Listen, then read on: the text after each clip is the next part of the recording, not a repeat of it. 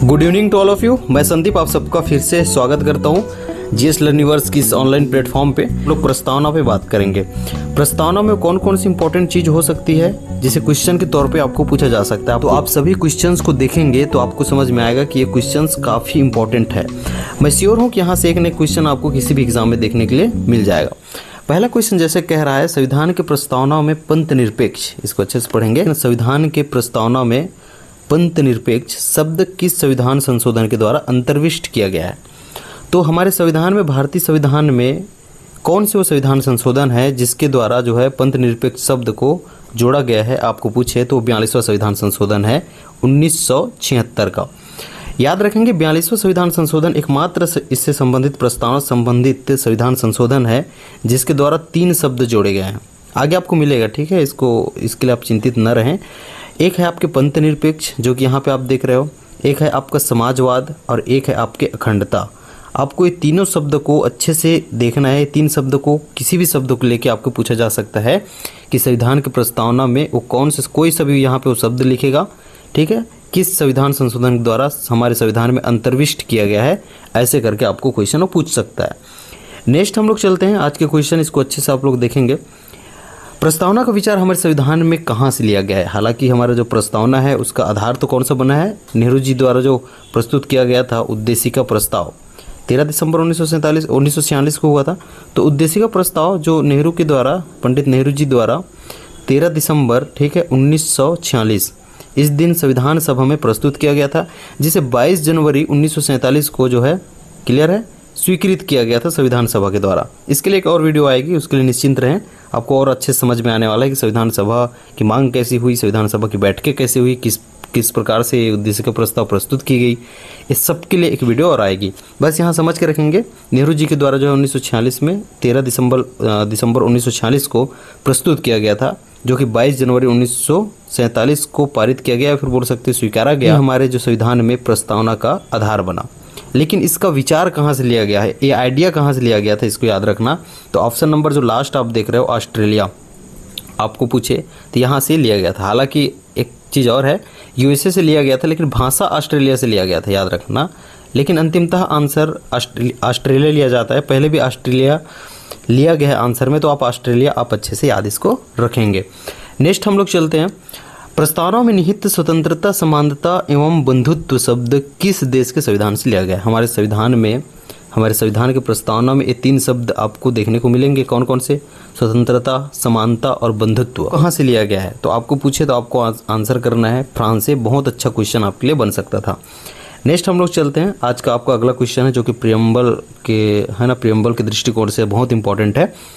प्रस्तावना संविधान का परिचय पत्र है। आजकल कथन बहुत क्वेश्चन बनते हैं, याद रखना। मैं इसके बाद में आपको कथनों के, ठीक है ना, कथनों के एक और पेज दूंगा जहां पे आप स्क्रीनशॉट ले सकते हो। प्रस्तावना संविधान का परिचय पत्र है, यह कथन किसने कहा है?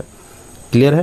तो याद रखना, आपके पास ये ऑप्शन में जरूर रहेंगे। BR अम्बेडकर जी हैं, ठीक है, पंडित जवाहरलाल नेहरू जी है, क्योंकि इनके द्वारा उद्देश्य का प्रस्ताव जो है, इन्हीं के उद्देश्य का प्रस्ताव से क्या हुआ है, प्रस्तावना की उत्पत्ति हुई है। BR अम्बेडकर जी तो संविधान निर्माता। और पालकी वाला, याद रखना, पालकी वाला ने कहा था कि प्रस्तावना संविधान का परिचय पत्र है। आगे और बहुत सारे आपको कथन देखने को मिलेंगे। नेक्स्ट हम लोग चलते हैं। सत्य कथन है, इसको आपको पढ़ना है, उसके बाद सत्य कथन की पहचान करना है। प्रस्तावना संविधान निर्माताओं की मन की कुंजी है। प्रस्तावना से संविधान के लक्ष्य एवं संविधान की प्रकृति पता चलता है। प्रस्तावना की व्याख्या करते सुप्रीम कोर्ट प्रस्तावना को आधार बनाता है। ये तीनों लाइन आप अच्छे से, ठीक है, याद करके रखेंगे। तीनों लाइन से क्वेश्चन बन सकता है। तो इसका सही आंसर था उपरोक्त सभी। प्रस्तावना बिल्कुल संविधान निर्माताओं की मन की कुंजी है, क्योंकि प्रस्तावना में हमें हमारे संविधान के लक्ष्य नजर आते हैं, संविधान की प्रकृति हमें पता चलता है, संविधान के उद्देश्य हमें पता चलता है, ठीक है, इसलिए इन्हें उनकी मन की कुंजी कहा जाता है। संविधान की व्याख्या करते सुप्रीम कोर्ट प्रस्तावना को आधार बनाती है। तो उपरोक्त सभी इसका सही आंसर था, इसको आपको देखना है। नेक्स्ट हम लोग चलते हैं। यदि संविधान शरीर है, ठीक है, कथन अच्छे से पढ़िएगा, तो प्रस्तावना उसकी आत्मा है। कितनी अच्छी कथन है, सोचो। यह कथन किसका है आपको पूछे तो सेकंड नंबर में आप देख रहे हो सुभाष कश्यप जी। तो यह कथन सुभाष कश्यप ने कहा था कि यदि संविधान शरीर है तो प्रस्तावना उसकी आत्मा है। नेक्स्ट हम लोग चलते हैं। निम्न में से किस मामले में प्रस्तावना को सुप्रीम कोर्ट ने संशोधनी माना है? क्लियर है?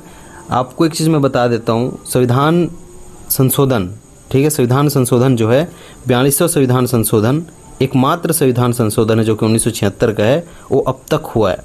तो सिर्फ एक ही संविधान संशोधन यहाँ पे हुआ है और ये संशोधनी है। लेकिन दो केस आपको याद रखना होगा, एक बिरुवाड़ी केस, ये बिल्कुल ऑप्शन में रहेगा क्योंकि इस केस में सुप्रीम कोर्ट ने संशोधनी नहीं माना था, इसे संविधान का अभिन्न अंग नहीं माना था, याद रखना। तो बिरुवाड़ी केस 1960 में सुप्रीम कोर्ट ने इसे संविधान का अभिन्न अंग नहीं माना था, इसे संशोधनी नहीं माना था, मैंने कहा है।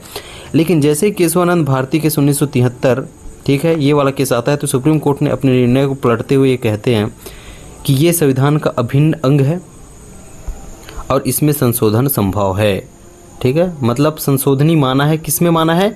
केशवानंद भारती केस में माना है, याद रखना। ए इसका सही आंसर है। क्लियर। नेक्स्ट हम लोग चलते हैं, है ना, ए सही आंसर है केशवानंद भारती वाला।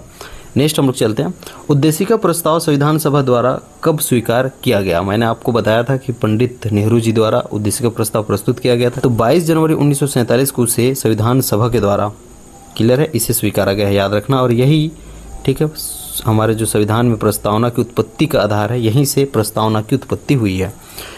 नेक्स्ट हम लोग चलते हैं, और विचार कहाँ से लिया गया था? ऑस्ट्रेलिया से, है ना, उसको भी आपको याद रखना है।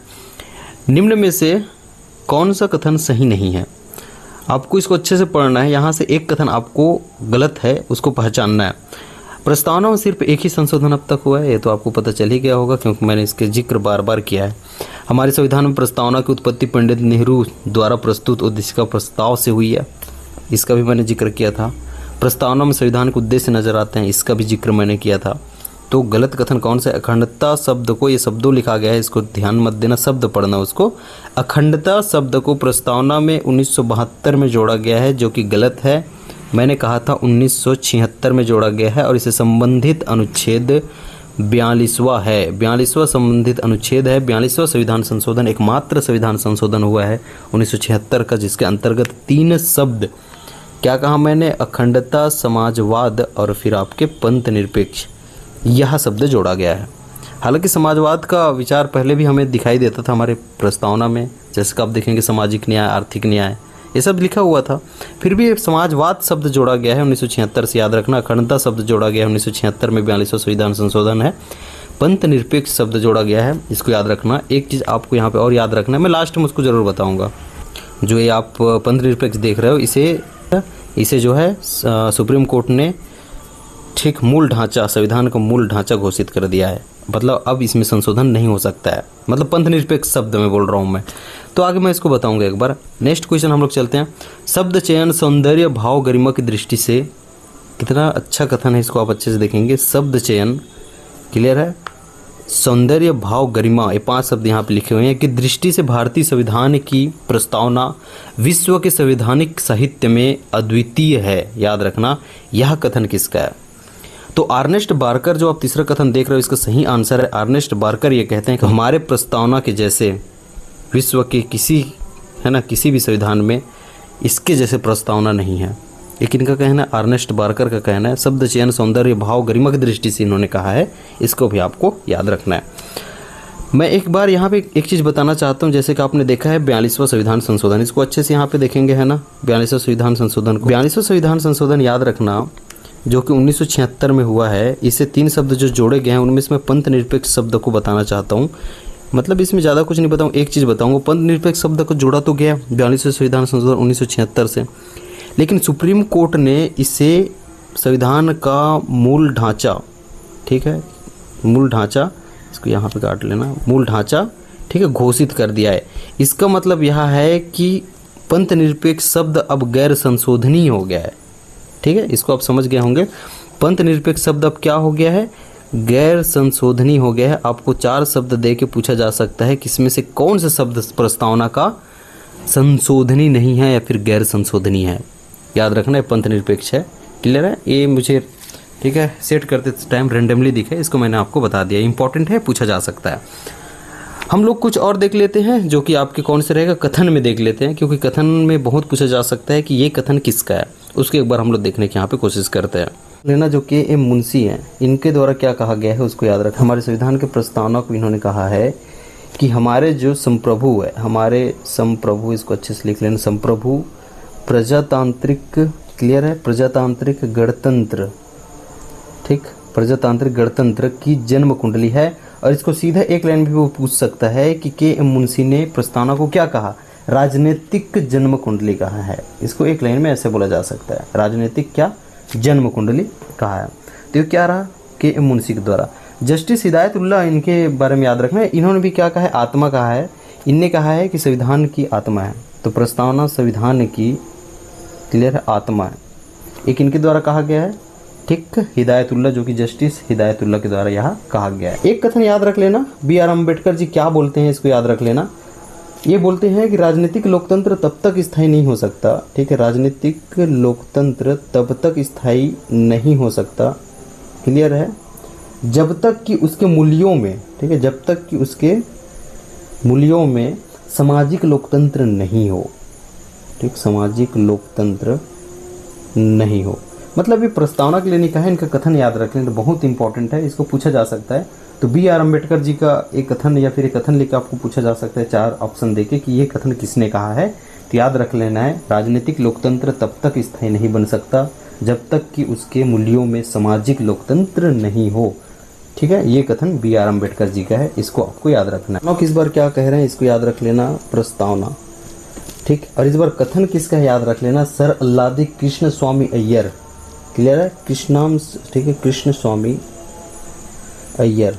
मैं सबको डालूंगा, है ना, कम्युनिटी पोस्ट में डालूंगा या फिर कल वाली जो वीडियो में लास्ट में मैं डालूंगा, ताकि आप वहां से और मिल पाए। अगर आप नोट कर रहे हैं तो इस प्रकार से नोट कर सकते हैं।